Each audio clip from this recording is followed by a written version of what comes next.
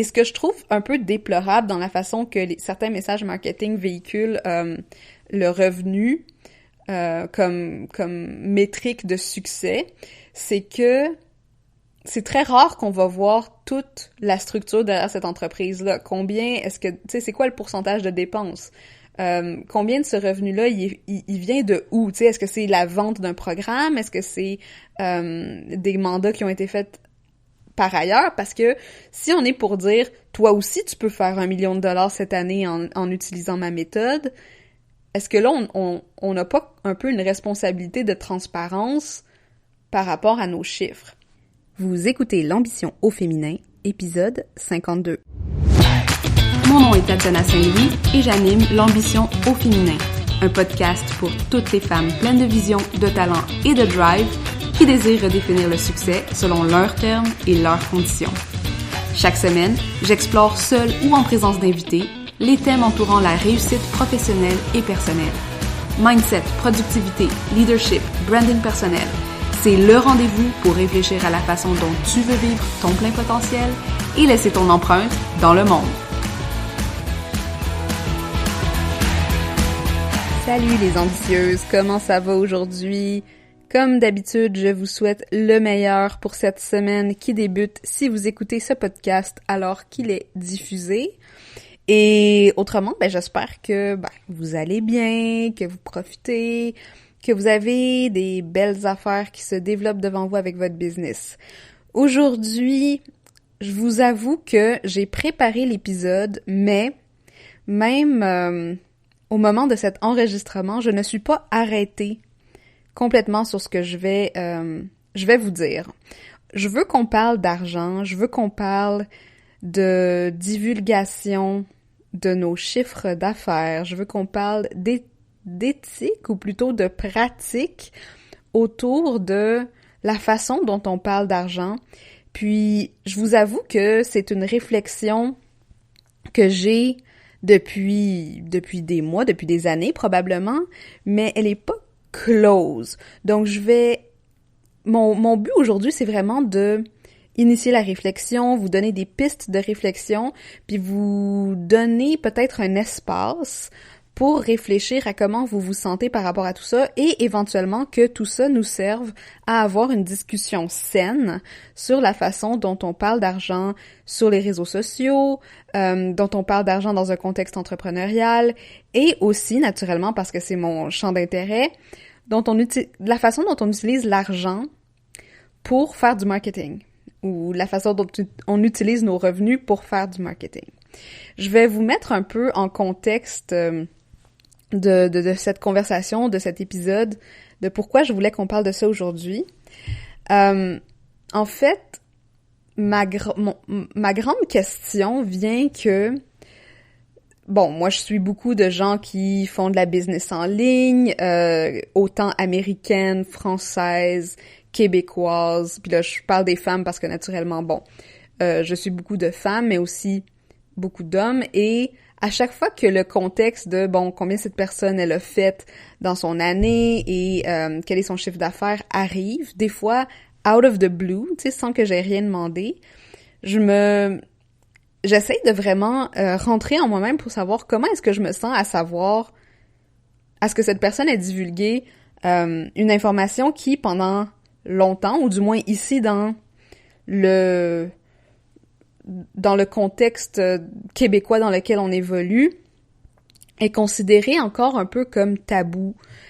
Et beaucoup de gens, puis là, je veux juste dire pourquoi je considère ça tabou de parler d'argent, parce qu'il y a des gens qui vont dire « Ah non, c'est pas tabou pour moi », mais on va s'entendre que pendant longtemps, c'était mal vu de devoir parler de ça à cause, justement, des classes sociales, à cause, justement, du paraître, qui est, on va pas se le cacher, encore une fois, très important aujourd'hui.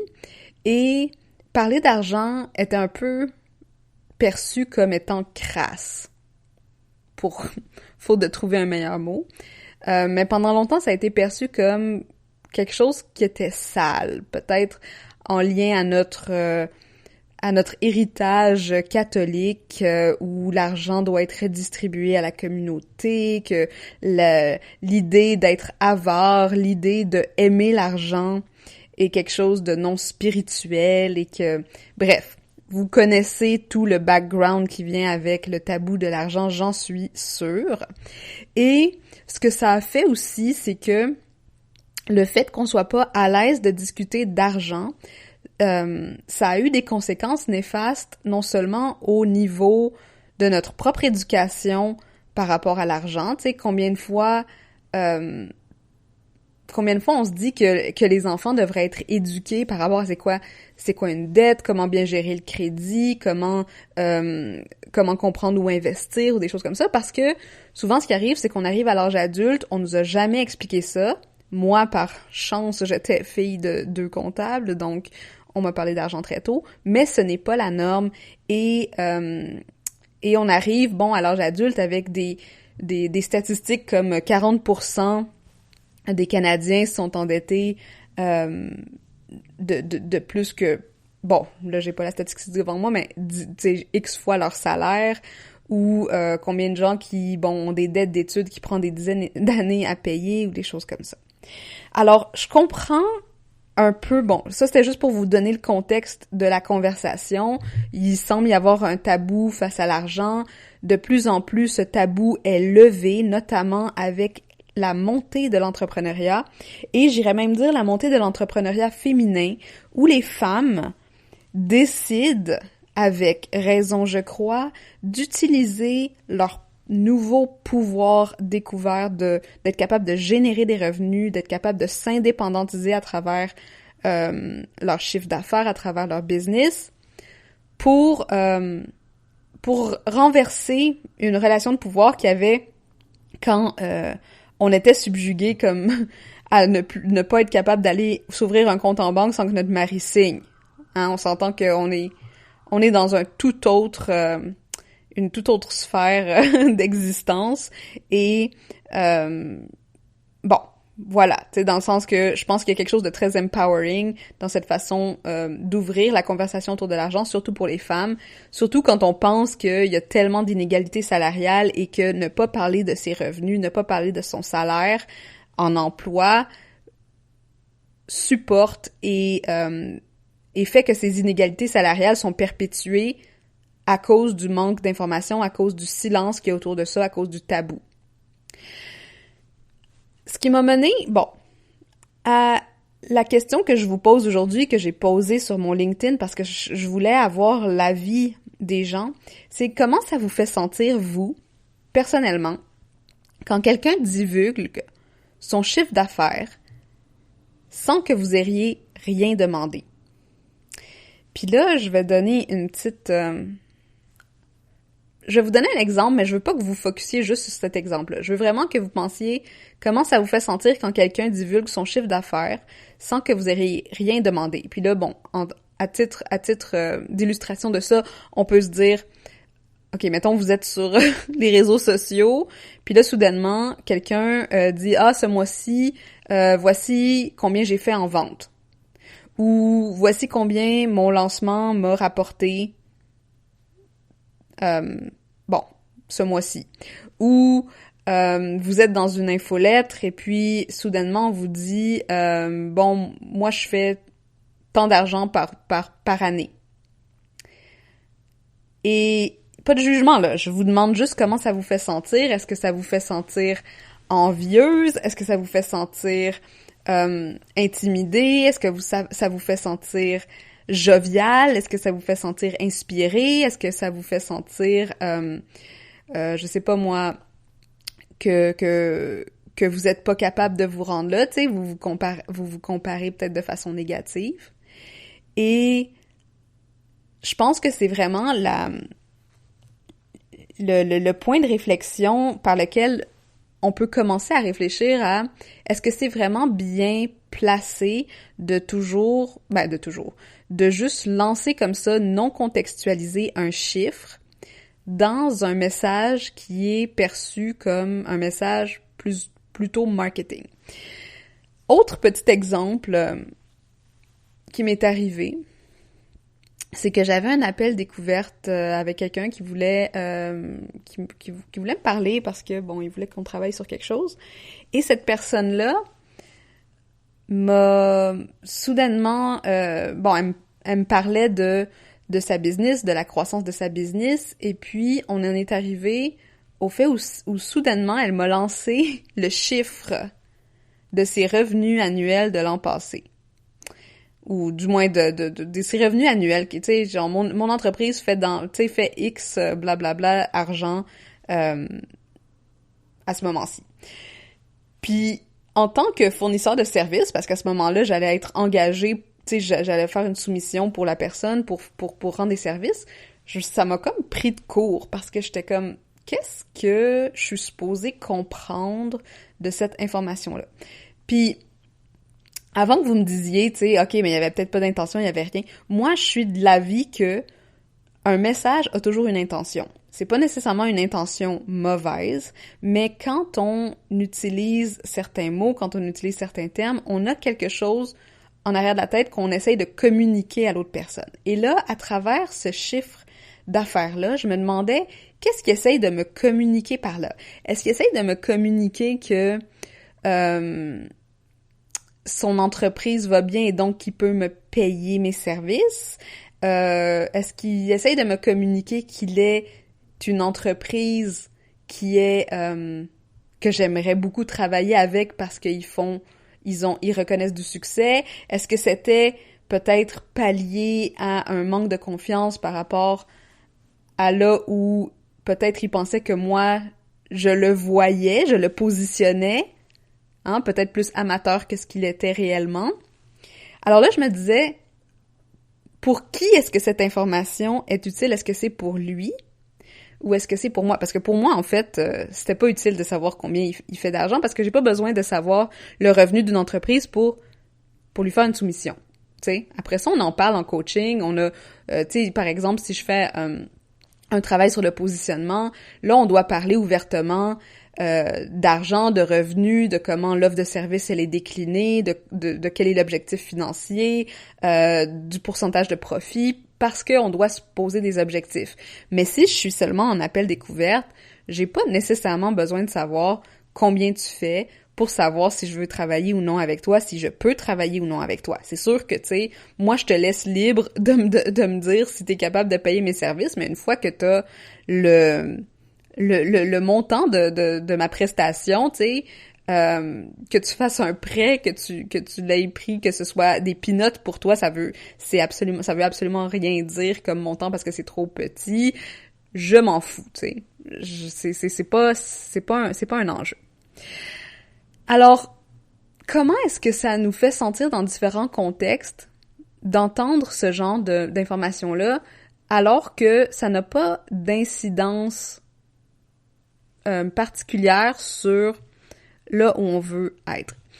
Est-ce que ça suscite de l'envie ou de la jalousie? Puis là, je pense que c'est important aussi de se poser la question par rapport à nous-mêmes si il y a un petit degré d'envie, puis encore une fois, dans les messages marketing autour des chiffres d'affaires des entrepreneurs en ligne, que je vois beaucoup aux États-Unis, mais tu sais, de plus en plus, je le vois dans les tactiques marketing ici au Québec aussi, de dire « Suivez mes revenus en live » ou « Voici, je suis complètement transparent sur mes revenus ». Mais ce qui manque de ça, tu sais, ce que moi je vois comme l'intention du message, c'est mon entreprise est en croissance, mon entreprise va super bien, fait partie de cette aventure en soit achetant mon produit, qui est non seulement validé à travers le fait que mon entreprise fonctionne bien, ou essaye d'être comme moi, envie-moi d'une certaine façon, parce que justement j'ai réussi à faire quelque chose que peut-être tu as envie de faire aussi.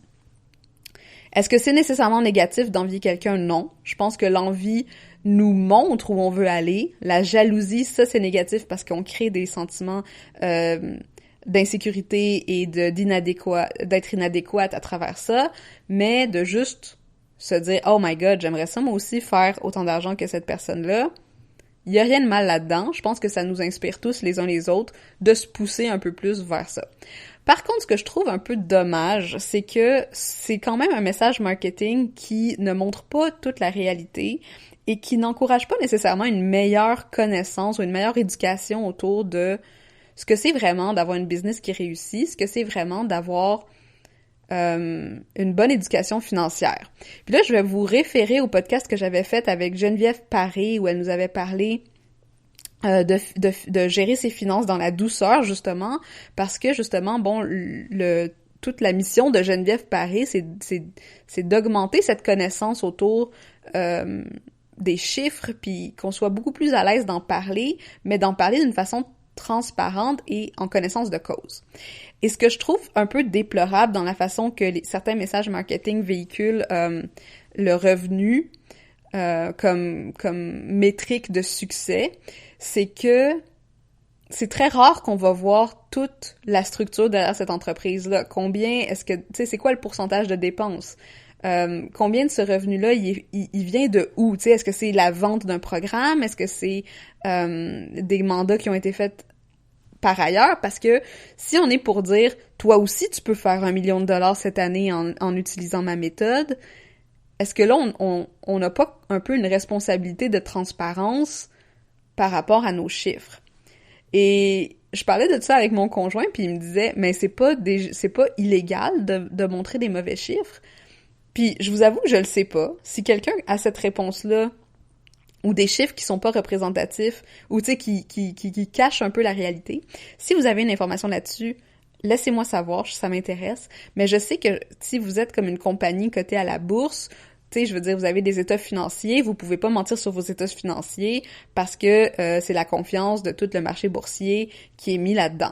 Donc, mais nous, en tant que solopreneur, tu sais, si j'arrive puis je fais comme, ouais, j'ai fait 400 000, puis dans mon 400 000, tu sais, j'ai fait 400 000 avec mon coaching en ligne, avec mon entreprise, puis sur ce 400 000-là, vous pensez que c'est juste mon coaching en ligne revenu passif? Exemple, tu sais, parce que mon message a amené à croire que c'était peut-être ça que je voulais dire parce que je suis en train de vous vendre un programme là-dessus, mais que sur ce 400 000-là, il y en a genre la moitié qui vient, je sais pas, d'un mandat récurrent que j'ai avec une grosse entreprise. Ben là, je suis en train de vous masquer la réalité. Puis si sur ce 400 000-là, ben moi, j'ai un employé à temps plein, puis ou tu sais, ou je sais pas, moi, 2-3 employés à temps plein, puis j'ai des systèmes qui me coûtent vraiment cher, puis finalement, au bout du compte, il me reste 80 000 dans mes poches. Est-ce que je suis pas en train de vous vendre un rêve qui a été, comment dire, on l'a un peu enjolivé, hein? On l'a un peu embelli pour les besoins de la cause. On peut même appeler ça peut-être un petit mensonge blanc. Est-ce que c'est vraiment éthique de faire ça? Personnellement, je suis pas vraiment d'accord. Genre, je pense pas. Je pense qu'on aurait une responsabilité tous les uns envers les autres d'être un peu plus transparents par rapport à quand on parle d'argent comme ça ouvertement, surtout si ça fait partie d'un message marketing. Les chiffres, on peut manipuler les chiffres, on peut leur faire dire ce qu'on veut.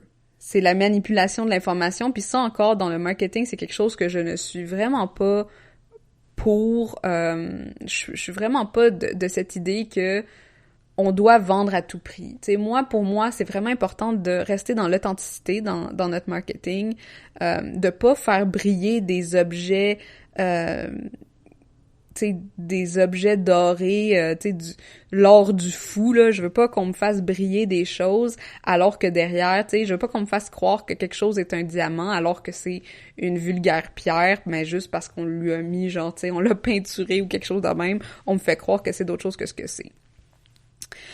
L'autre chose que je veux juste peut-être souligner, c'est que on prend pas souvent ça en considération, mais on prend pas suffisamment en compte nos états de privilège.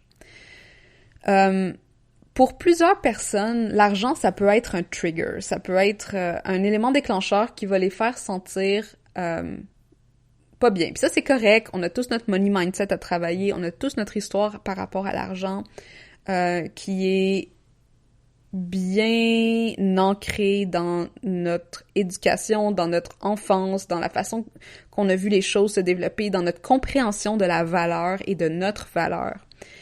Et je pense qu'il faut agir avec beaucoup de bienveillance quand on utilise l'argent comme argument de vente ou quand on utilise l'argent comme, justement, un rêve à atteindre.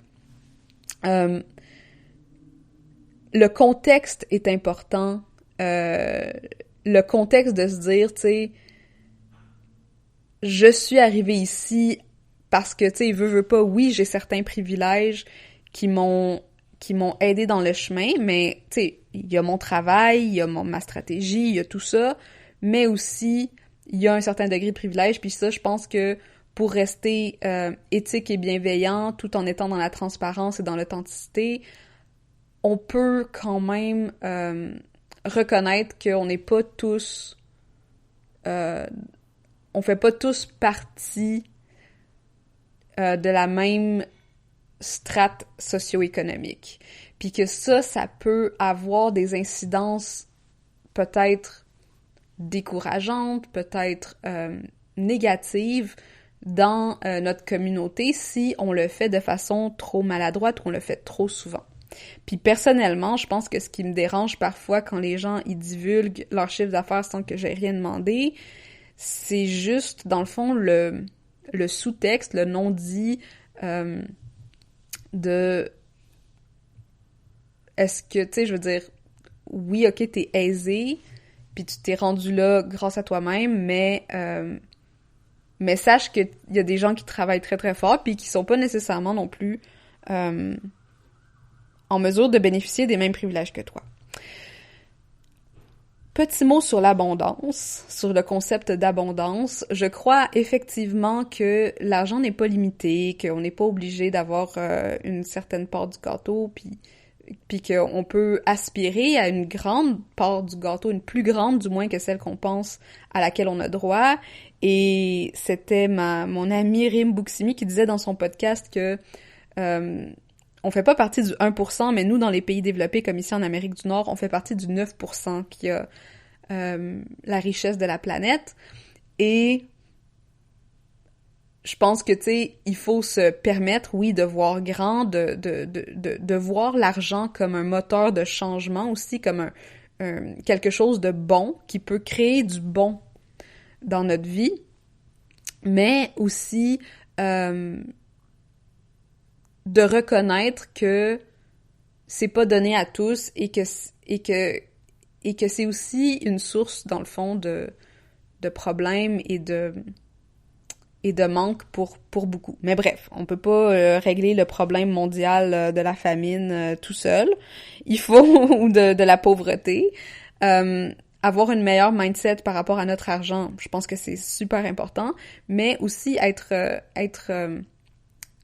très au courant que l'argent est quand même un sujet très émotif. Et quand on rentre la persuasion dans tout ça, ou la volonté de persuader des gens, moi, je clique des fois un peu de dire, tu sais, c'était peut-être maladroit à ce moment-là.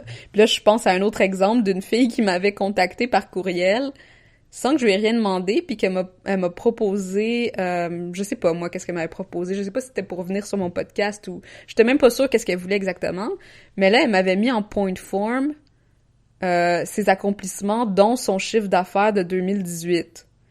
Puis j'étais comme, ok, genre, good for you, mais en quoi c'est supposé me donner plus envie de te parler si tu fais plus d'argent?